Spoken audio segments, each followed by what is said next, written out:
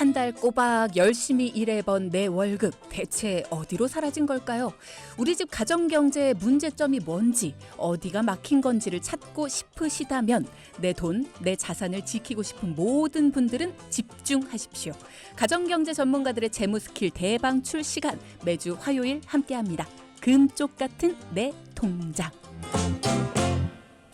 자, 앞으로 매주 화요일 금쪽 같은 내 통장 시간 함께해 주실 새로운 전문가 두 분 소개합니다. 안녕하세요. 안녕하세요. 네, 매주 화요일 금쪽이 시리즈로 알찬 소식을 전해드릴 금쪽이쌤 정원창 전문가입니다. 안녕하세요. 함께할 금쪽이쌤과 함께할 금쪽 같은 파트너 홍현실입니다. 자, 일단은 두 분이 첫날인 만큼 굉장히 고민해서 주제를 가져오셨을 것 같아요. 어떤 주제로 이야기를 오늘 나눠볼까요? 화요일은 금쪽 같은 내 통장 시간이잖아요. 그렇죠. 오늘은 돈 관리 재테크의 시작, 바로 통장 관리에 대한 이야기부터 드리려고 합니다. 통장 관리. 네. 주위에서 보면 막연하게 한 통장에 돈을 넣고 관리하는 분들 계시잖아요. 그렇죠. 그렇게 되면 수입과 지출이 어떻게 들어왔다, 어떻게 나가는지 한눈에 파악하기가 어렵습니다. 그렇죠. 주디, 네. 제가 5초 동안 잠깐 행복하게 해드릴게요. 5초 동안요. 네. 제가 500만 원을 지금 드릴게요. 어? 네, 현금 500만 원을 드렸는데 일단 주고. 그거를 일단 주셔야죠. 5초라도 끝나시고 행복하려면. 주머니에 보관을 해야 하는데 어떻게 보관을 하실 거예요? 아니, 5초라도 행복하려면 줘야지 말만 하시는 게 어디 있어요. 죄송합니다. 거기까지 준비를 못했습니다. 일단은 네. 500만 원이 생겼다. 아니 왜 주머니에 보관을 합니까? 쓸 데가 얼마나 많은데. 여기저기 쓸 것들이 막 생각나긴 하지만 일단은 보관을 해야죠. 저는 재무관리의 돈키호테 쭈디니까. 그러면 한 곳에다 보관하면 안 될 것 같다는 생각이 들기는 합니다. 여행 가서도 한 곳에다 넣지 말고 여기저기 나눠 보관해야 된다 그러잖아요. 누가 쓱 털어갈 수도 있으니까. 맞아요. 맞죠? 여행 가서도 뭐 우리가 현금을 갖고 다닐 때 주머니 뭐 여기저기에다가 이렇게 좀 나눠서 이렇게 움직이잖아요. 네. 혹시 누가 가져갈까봐 뭐 속주머니까지 막 맞아, 넣어가면서 네. 이렇게 뭐 힘들게 번 돈을 아무 그냥 생각 없이 한 통장에 넣는다면 너무 무책임하다라는 생각이 좀 들어요. 그래서 우리가 돈도 주머니에 나누는 것처럼 통장도 바로 나누는 것이 중요합니다. 일명 통장 쪼개기죠. 빠밤. 거기에 저희들이 조금 더 팁을 좀 붙여서 그 통장에 이름표를 붙여서 관리를 하는 겁니다. 통장을 나누는 거는 사실 여러 번 이야기를 나눠봤고요. 네. 어제도 통장을 나눠라라는 팁은 전문가님들이 주셨어요. 근데 이름표를 붙이라는 건 도대체 뭔가요? 통장 나누기가 좀 막연하게 생각이 되실 수 있을 거예요. 얼마 되지도 않는 돈을 굳이 그렇게까지 해야 하나 이런 생각도 드실 수 있는데 이렇게 이름표를 딱 붙인다면 네. 좀 더 쉽게 느껴지고 꾸준하게 실천을 하실 수 있을 것 같아요. 왠지 통장 쪼개기 하려면 너무 거창하다라고 준비를 너무 많이 해야 하는 거 아닌가 이렇게 생각하고 중요한 건 선뜻 실행을 하기가 되게 어렵잖아요. 이럴 때 좀 더 쉽고 재밌게 시작해 보시라고 내 통장에 이름표를 꼭 붙이자 이렇게 생각해 봤습니다. 실제로 이름표 붙이는 겁니까? 이름표를 붙여 내 통장에 이렇게 붙여주시는 겁니다. 오늘 첫날 맞죠? 아니 근데 뭔가 통장 관리가 막연하게 느껴질 때 통장을 여러 개로 나누고 거기에 이름표를 붙여라. 그것만으로도 내 자산 관리가 될까라는 생각이 좀 들긴 합니다. 네. 네. 우선 통장을 나눠야 되는 이유 아마 동키분들 중에 아시는 분들도 계시겠지만 우선 가장 중요한 거는 한눈에 내가 번 돈과 쓰는 돈의 흐름을 파악할 수 있다라는 부분이에요. 만약 한 통장에서 이런저런 수입과 지출이 모두 이루어진다면 그게 또 그리고 매달 반복된다면 내가 매달 버는 돈이 얼마가 어떻게 빠져나가는지 제대로 파악하기 힘든 경우가 대부분입니다. 이런 식으로 뭐 제대로 파악하지 못하는 경우가 대부분이기 때문에 큰 줄기에 맞춰서 통장을 좀 나눠 주셔야 되는데요. 네. 그중 가장 첫 번째 통장으로는 바로 생활비 통장을 만들어 주시는 겁니다. 사실 우리가 일을 하고 돈을 버는 가장 기본적인 이유가 먹고 살고 생활하기 위해서잖아요. 그렇죠. 그래서 매달 나가는 카드값이나 공과금, 식대, 교통비 같은 고정적으로 지출하는 생활비가 얼마가 나가는지 통장을 만들어서 관리를 해주는 게 중요하고요. 그 통장에 매달 규칙적으로 일정 금액을 넣어주시는 것이 중요합니다. 생활비 통장도 월급이 그대로 들어가는 게 아니라 우리가 생활비 얼마를 써야지라고 생각을 하면 그 돈을 넣어주는 거군요. 맞습니다. 네. 그러면 생활비가 어떤 달은 적게 들어갈 수도 있고 어떤 달은 넘치게 들어갈 수도 있는데 그럼 돈이 모자라거나 남는 경우가 있을 수 있잖아요. 그래서 네. 만약에 생활비 통장에 돈이 남아 있다면 지난달보다 카드값이 왜 줄었는지 그리고 반대로 생활비 통장에 돈이 모자랄 수도 있잖아요. 네. 그러면 이번 달에는 왜 카드값이 많이 나왔는지 그 이유를 찾을 수 있겠죠. 내 지출 흐름을 파악할 수가 있겠네요. 맞습니다. 지출을 한 번 더 생각할 수 있습니다. 예를 들어 관리비 같은 경우에 여름에는 에어컨 때문에 전기세가 얼마 정도 더 나갔구나 이렇게 비교할 수도 그쵸, 있고요. 그쵸. 그렇게 지출을 파악해서 생활비를 아낄 수 있는 곳을 찾을 수 있고요. 그래서 저는 이 통장을 생활비 다이어트 통장이라고 이름을 붙였습니다. 그냥 생활비 통장이 아니라 진짜 내가 생활비 이름표를 붙인 다이어트. 거네요. 네네네, 맞습니다. 생활비를 좀 다이어트 해보자라는 네. 이름으로. 자, 그러면 그동안에 어디에 뭘 얼마나 썼는지 제대로 파악이 안 돼서 내가 매달 그냥 카드사에서 내 돈만 쏙 빼가니까 월급이 그냥 부족해라고 느끼기만 했던 분들은 이렇게 지출을 파악하는 방법으로 생활비 통장을 만들어서 내 지출을 관리할 수 있는 뭔가 내 돈을 내가 제대로 관리하는 느낌이 들 수가 있겠네요. 네네. 어. 카드사가 주인이 아니고 그렇죠. 내가 주인인 그런 느낌이 들겠죠. 음. 그리고 두 번째로 준비해 주실 통장은 금융통장을 만들어 주시면 됩니다. 이 통장에는 금융상품에 가입한 돈을 넣어주시면 되는데 네. 예를 들어서 적금이나 대출 상환, 보험료, 펀드 등 내가 가입한 금융상품에 금액을 넣어주시고 관리를 하시면 됩니다. 이게 내가 저금하는 돈뿐만 아니라 대출 상황, 그러니까 빚을 갚아야 되는 네, 돈도 여기다 그렇죠. 넣네요. 금융상품에 관련돼 있어서 내가 지출 매달 나가고 있는 그러한 금액들을 모아두는 통장이라고 생각을 해주시면 되는데 네.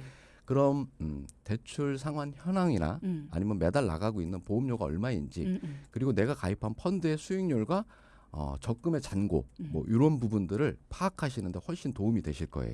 사실 보험료 같은 경우는 카드로 납입하시는 분들도 네, 많잖아요. 요즘은 네. 그런 분들도 많이 계세요. 근데 이거를 카드로 납입할 게 아니라 이렇게 실제 현금으로, 맞아요. 그러니까 내 네. 급여로 통장에 나눠서 돈으로 실제 빠져나가도록 하는 게 굉장히 중요하다라는 말씀이네요. 두 번째 금융통장은 내가 실제 돈을 모으는 저축과 관련된 돈도 마찬가지, 또 내가 빚을 갚고 있다면 대출 상환이나 아니면 보험료 등등, 그러니까 모든 금융상품과 관련된 돈들은 다 여기에다 놓고 쉽게 파악할 수 있도록 하자라는 말씀이십니다. 네. 잘 파악을 하려면 음. 저축통장도 금융상품 성격에 좀 맞아야 되는데요. 네. 보험과 연금 혹은 대출 상환 같이 기간이 오래 걸리는 경우에는 장기저축통장으로 그렇게 옮겨놓고 펀드 같은 상품은 중기저축통장으로 그리고 예금과 적금 등은 단기저축통장으로 분류를 하면 좋습니다. 더 세분화해서. 네, 맞습니다. 아하. 저축통장 안에서도 이렇게 세분화를 하면 좀 더 명확하게 저축 현황을 알 수 있게 되죠. 야, 통장 몇 개를 만들어야 되는 거예요, 도대체? 그리고 이런 통장들을 조금씩 늘려가는 방법으로 어. 저축통장을 살찌워 가시면 좋겠는데요. 그래서 저는 이 통장 이름을 붙였는데 바로 뚱뚱이 통장으로 이름을 정했습니다. 뭔가 홍현실 전문가님과는 이름이 잘 맞는 것 같은데 정원장 전문가님은 뚱뚱이 통장이라고 안 지으셨을 것 같은데요. 저는 뚱뚱이 근육통장 아하. 이렇게 세분화해서 네. 우리 금융상품이 보기 좋게 근육까지도 이렇게 잘 다듬어질 수 있게끔 단기, 중기, 뭐 장기 이렇게 해가지고선 2두박근, 3두박근 뭐 이렇게 해가지고 잘 만들어가지고 단단하게 그렇군요. 준비를 하는 것이 좋을 것 같고요. 에. 그런데 이렇게 준비를 해도 갑작스런 지출 때문에 간혹 전반적인 틀이 흔들리는 경우가 있어요. 그럴 수 있죠. 그래서 세 번째로 불규칙적인 지출을 잡기 위해서 우리가 준비해야 될 바로 통장이 바로 비상금 통장을 만들어 주시면 좋은데요. 여기에 매달 조금씩 돈을 넣되 꾸준히 넣어주시면 좋습니다. 예를 들어서 규칙적인 생활비 통장에서 남는 달의 돈이나 아니면은 보너스의 일부분을 넣어두시는 방법인데요. 매달 일정 금액을 넣어두되 추가적인 소득이 있는 경우에는 조금 더 넣어두는 습관을 길러간다면 갑작스러운 이러한 지출에 대해서 저축 상품을 해지하는 그러한 경우는 줄어들 수 있습니다. 그렇죠. 꼭 그런 경우에 결국 못 버티고 갖고 있던 통장을 해지하게 되는 경우들이 생깁니다. 근데 네. 이렇게 미리 대비를 해두면 만기 전에 적금을 깨는 경우나 아니면 마이너스 상태의 펀드를 어쩔 수 없이 환매한다거나 아니면 뭐 대출을 받게 된다거나 이런 일들이 없어지는 거죠. 네. 그런 네. 겁니다. 네. 그래서 그렇게 갑작스러운 일을 좀 방지하고자 맞아요. 목돈이 필요하거나 지출을 해야 할 경우를 대비해서 음. 세 번째 비상금 통장을 만들어 주셔야 합니다. 음. 그래야 내가 계속 늘려가야 할 아까 말씀드린 뚱뚱이 저축 통장을 지킬 수 있는 거죠. 그렇죠. 그리고 저는 이 비상금 통장의 이름을 마지막으로 세계 여행 통장이라고 이름을 정하려고 해요. 좀 뜬금없습니다. 네. 아니 아까까지는 조금 네. 이해가 됐는데 갑자기 비상금 통장을 세계 여행 통장으로요? 네네. 물론 지금까지 저희가 말씀드린 세 개의 통장은 동키 여러분이 각자 원하시는 이름으로 지으시면 돼요. 그쵸. 굳이 그 이름이 저희랑 똑같지 않아도. 네. 그리고 저는 저는 그렇게 못 지을 것 같습니다. 저는 세 번째 통장 이름을 네. 세계 여행 통장으로 지어반 이유가 네, 네. 제가 보통 상담을 해드리면 네. 비상금 통장 관리를 제일 힘들어하시더라고요. 네. 어. 남는 돈을 조금씩 모은다는 게 반드시 의무적으로 해야 하는 게 아니기 때문에 하다 보면 흐지부지 관리가 안 되는 경우가 태반이고요. 또 아무리 막 허리띠를 졸라매고 생활한다고 해도 어떨 때는 막 현타가 오잖아요. 그렇죠. 뭐 인생 뭐 있어? 막 이런 현타. 내가 이렇게까지 살아야 돼. 맞습니다. 네. 그래서 열심히 일한 나를 위해 그냥 막 써버리기도 하죠. 맞아요. 그리고 보너스도 말 그대로 보너스잖아 음. 라고 이렇게 생각을 해서 잘 모아지지 않는 경우가 많아서 제가 그렇게 생각을 해봤습니다. 그러니까 이렇게 목표를 하나 정해서 그 네. 목표를 이 통장에다 이름을 붙이면 네. 비상금이라고 해놓으면 왠지 써도 괜찮을 것 같은데 그렇죠. 목표를 정해서 이름을 붙이면 이 목표를 위해 달려 나갈 수 있다. 맞습니다. 그래서 그 목표가 조금씩 모은 돈으로 내가 사람들 여행 싫어하는 사람들 없잖아요. 그럼요. 그래서 제가 세계 여행 가야지 이런 기분 좋은 상상을 하면서 동기부여를 하면 더 효율적으로 관리를 할 수가 있고 그래서 세 번째 통장의 이름을 세계 여행 통장으로 뜬금없지만 제가 붙여봤습니다. 우리 엄마 건물주 시켜주기 이런 거. 그거 너무 좋은데요? 좋은데요. 엄마 내가 이런 효녀예요. 듣고 있죠. 동기 여러분도 세 번째 비상금 통장의 이름을 각자의 상황에 맞게 뭔가 동기부여가 될 만한 이름으로 붙여주시면 돼요. 그렇죠. 네네. 이름으로 동기부여를 해봐라라는 거 좀 더 관리를 잘할 수 있는 방법이 되지 않을까 싶습니다. 여행 통장도 좋고요. 아니면 뭐 진짜 건물주가 되는 그런 꿈도 좋고요. 아니면 내가 명품백을 하나 사고 싶다. 그것도 좋습니다. 언젠가는 내가 꼭 이루리라라는 그 바람 하나만으로도 통장 잔고를 막 늘려나가고 싶어지겠어요. 네, 맞아요. 그래서 오늘 말씀드린 우리 내 통장에 관련된 부분들을 다시 한번 좀 정리를 좀 드리면 생활비 통장은 다이어트다 생각하시고 지출 중에 줄일 수 있는 부분을 파악할 수 있는 통장으로 네. 그리고 금융상품은 불필요한 보험료 지출이나 혹은 과도한 대출 이자를 관리를 하면서 이왕이면 저축을 늘릴 수 있는 뚱뚱이 통장으로 정리를 해주시고요. 마지막으로 세계 여행을 간다라는 생각으로 꾸준히 챙길 수 있는 비상금 통장으로 나누어 주시면 되는데요. 네. 이렇게 큰 줄기에 세 가지 통장을 우선적으로 나누어서 실행을 해주시면 매우 좋습니다. 네. 자, 이번에는 두 분 전문가에게 직접 고민을 털어놓고 가정경제의 문제점을 바로잡으신 분이 계시거든요. 이분의 이야기를 들어보겠습니다. 어떤 고민이셨는지, 나와 비슷한 문제는 없었는지 여러분도 귀를 기울여 들어보십시오. 저희 전문가분들이 좀 더 재밌게 사연을 재구성해 주신다고 하거든요. Ready, action. 여보 언제 들어와? 오늘 좀 멀리 왔더니 차가 많이 막히네. 왜? 띵동이 아직 안 자? 응, 오늘따라 우리 애기 잠투정이 너무 심하네. 팔도 아프고 안고 있다가 내려놓으면 바로 깨니까 너무 힘들어. 아유 어떡하냐 미안해. 내가 같이 있어야 되는데 자기 많이 힘들지? 아니야 저기 근데 자기야. 아니다. 왜? 아니야. 뭔데 그래? 말해봐. 아니 그 애기들 숙면베개 있다는데 그거 하나 살까? 애기들 뭐 숙면베개? 응, 엄마 품처럼 푹 안아줘서 애기들이 밤새 안 깨고 잔다더라고. 이게 그러니까 아니다. 우리 형편에. 아니야 됐어. 아니야. 뭐 그런 게 있으면 진작 사야지. 베개 까짓 거 뭐 얼마 한다고? 하나 사. 뭐 얼마 하겠어 베개 뭐 몇만 뭐 비싸야 뭐 한 10만 원 정도쯤 하지 않아? 아 그게 직 수입해서 들어오는데 50만 원이래. 50. 여보세요? 야 이거 왜 안 들리지? 자기야 이거 전화 좀 이상한 거. 여보세요? 여보. 이상하네. 왜 안 여보. 들려? 안 들려? 여보.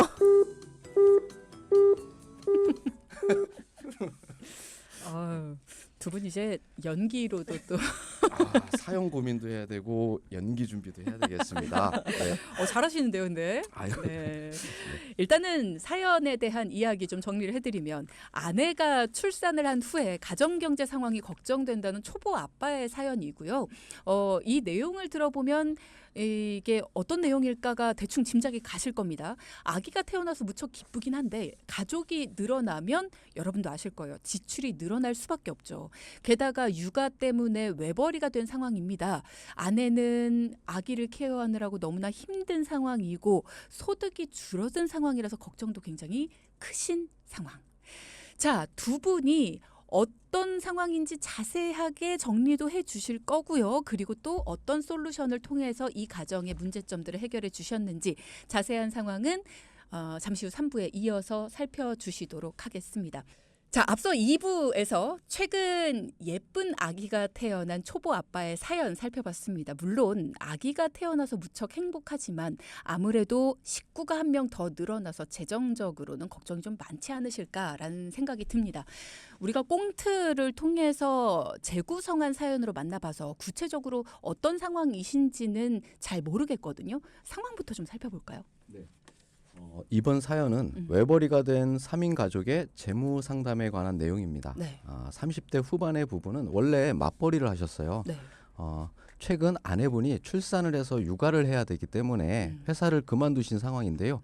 아무래도 맞벌이를 하다가 외벌이가 된 지 얼마 되지 않아서 갑작스럽게 소득이 줄어들어서 고민이셨고 심지어 지금은 양가 부모님의 재정적인 도움까지 받고 있는 다소 좀 막막한 상황이다라고 하셨어요. 그래서 저희에게 재무 상담을 요청해 주셨습니다. 그렇군요.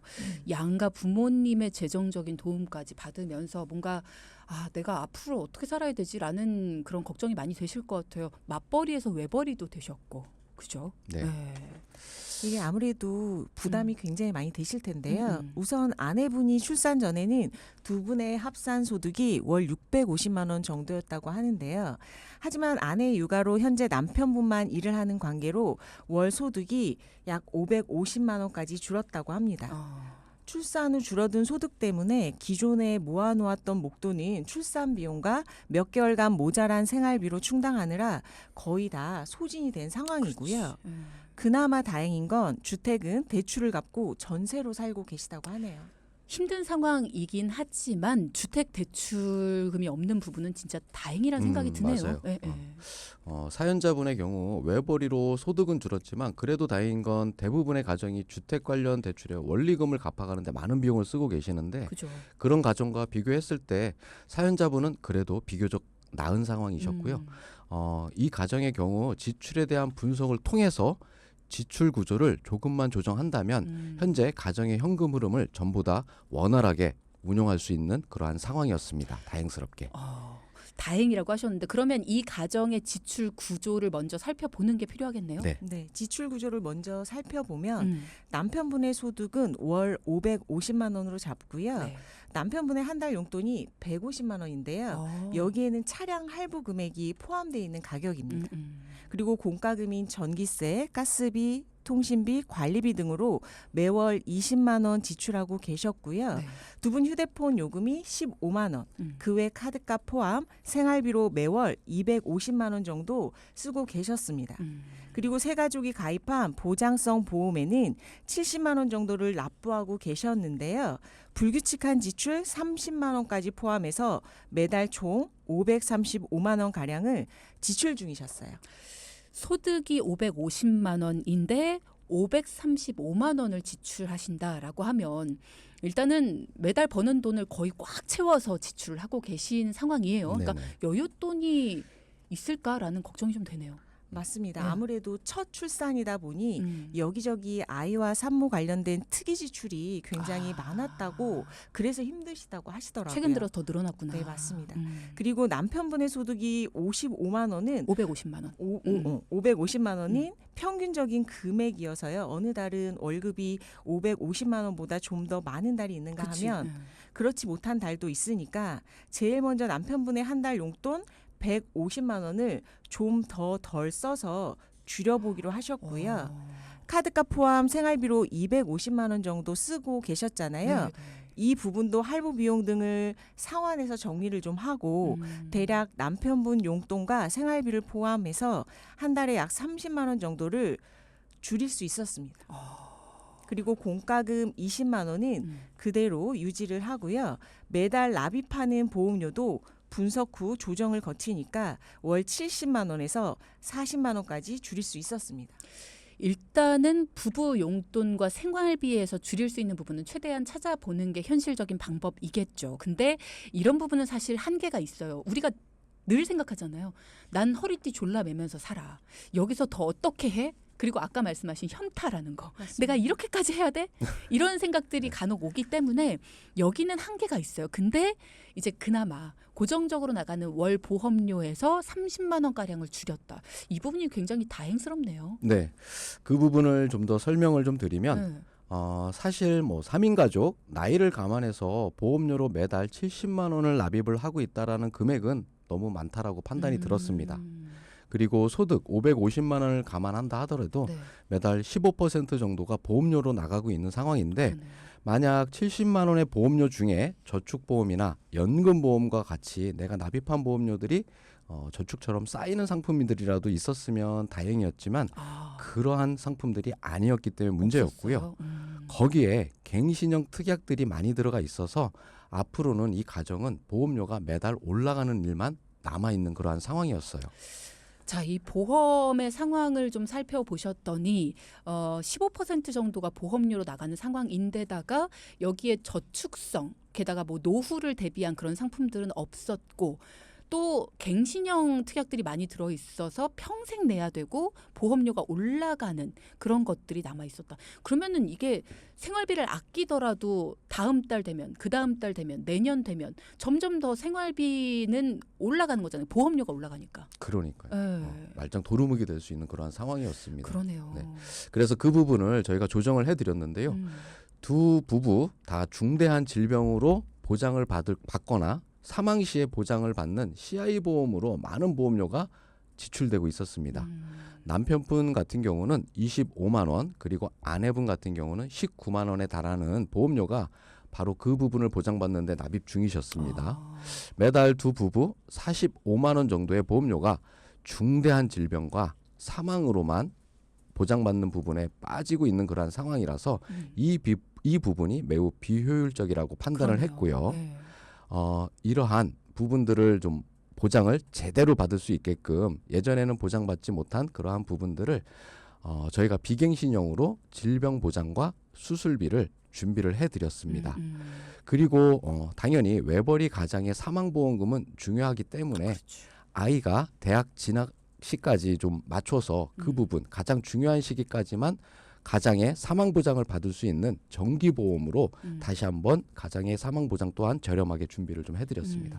일단은 아이가 태어난 지 얼마 안 됐기 때문에 이 가정에 필요한 것들이 있죠. 그래서 그 필요하다고 생각하는 부분이 조금 비싼 보험료를 요구하는 것들인데 그걸 가장 비싸지 않게 효율적으로 가입할 수 있는 방법을 두 분이 고민해서 제안을 드렸고 그러다 보니 보험료가 확 줄어들 수 있었다라는 거네요.